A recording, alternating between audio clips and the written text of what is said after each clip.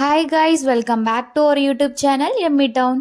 ఈరోజు లాంగ్ వీడియోలో పల్లి చెక్కి లేదా పల్లి పట్టి చేసుకుందాం. ముందుగా బెల్లంని చిన్న చిన్నగా పగలకొట్టి 1 కప్తో మెజర్ చేసి వేసుకోండి. అదే కప్తో 1 కప్ ఆఫ్ వాటర్ యాడ్ చేసుకోండి. కరుగుతూ ఉంటుంది, పక్కన పెట్టేయండి.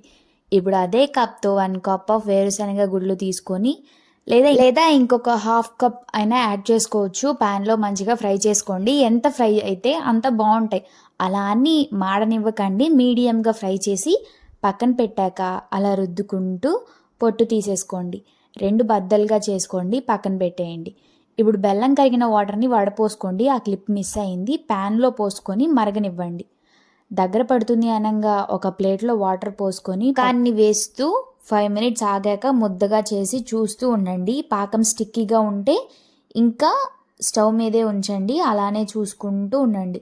పాకం వేళ్ళతో నొక్కితే విరగాలి, లేదా ప్లేట్కి వేసి కొడితే సౌండ్ రావాలి, కరెక్ట్గా పాకం వచ్చినట్లు. ఇప్పుడు పల్లీలు వేసుకొని ఫాస్ట్గా మిక్స్ చేసుకోండి.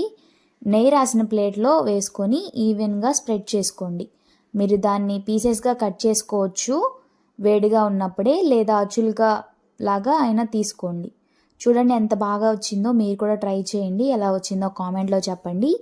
ఇంకా మరిన్ని ఈజీ రెసిపీస్ కోసం యమ్మీ టౌన్ యూట్యూబ్ ఛానల్ని సబ్స్క్రైబ్ చేసుకోండి.